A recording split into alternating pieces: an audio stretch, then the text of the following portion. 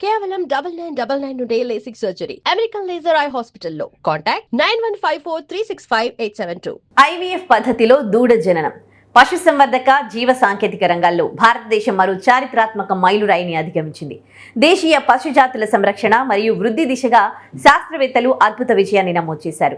ఈశాన్య రాష్ట్రమైన అస్సోంలో సరికొత్త శాస్త్రీయ విప్లవానికి నాంది పలికింది. అస్సోం రాష్ట్రానికి మాత్రమే ప్రత్యేకమైన స్థానిక దేశవాళీ పశుజాతి లక్ష్మీకి చెందిన ప్రపంచంలోనే మొట్టమొదటి ఐవీఎఫ్ ఆడదూడ విజయవంతంగా జన్మించింది. Assam veterinary and fishery university పరిశోధకులు పశు వైద్య శాస్త్రంలో ఒక అరుదైన రికార్డును నెలకొల్పారు.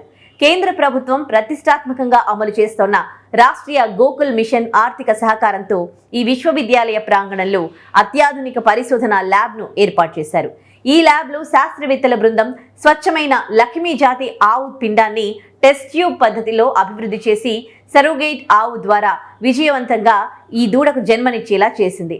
ఈ ప్రయోగం విజయవంతం కావడంతో దేశవ్యాప్తంగా పశు వైద్య నిపుణులు మరియు రైతాంగం హర్షం వ్యక్తం చేస్తున్నారు. ఇంతకీ అసోం ప్రాంతానికి చెందిన ఈ లక్ష్మీ జాతి ప్రత్యేకత ఏంటి? మన దేశీయ పశు సంపదలో లక్ష్మికి ఎంతో విశిష్టమైన స్థానం ఉంది.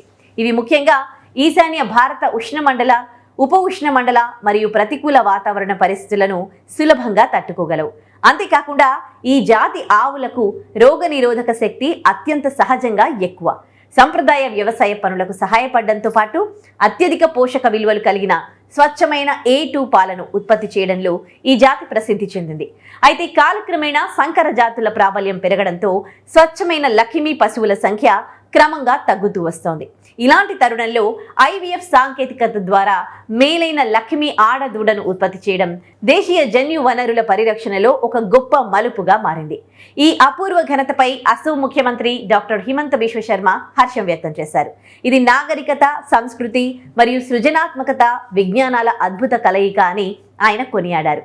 సాంకేతికత ద్వారా దేశీయ జాతుల సంరక్షణే కాకుండా పాడి పశువుల్లో పాల ఉత్పత్తి సామర్థ్యాన్ని గణనీయంగా పెంచొచ్చని పేర్కొన్నారు. తద్వారా గ్రామీణ ప్రాంతాల్లో పాడి పరిశ్రమపై ఆధారపడి జీవిస్తోన్న చిన్న సన్నకారు రైతుల ఆదాయం రెట్టింపు కావడానికి ఈ పరిశోధన ఎంతగానో దోహదపడుతుందని సీఎం స్పష్టం చేశారు. సాధారణంగా గ్రామీణ ప్రాంతాల్లో పాడి పరిశ్రమ రైతులకు ప్రధాన జీవనాధారంగా ఉంటుంది. దేశీయ ఆవులు తక్కువ మేతతో, తక్కువ ఖర్చుతో పాలను అందిస్తాయి. ఇప్పుడు ఐవీఎఫ్ వంటి పునరుత్పత్తి సాంకేతికత అందుబాటులోకి రావడంతో అత్యధిక పాల దిగుబడి ఇచ్చే మేలైన దేశీయ ఆవులను తక్కువ సమయంలోనే పెద్ద సంఖ్యలో ఉత్పత్తి చేసే అవకాశం ఏర్పడింది.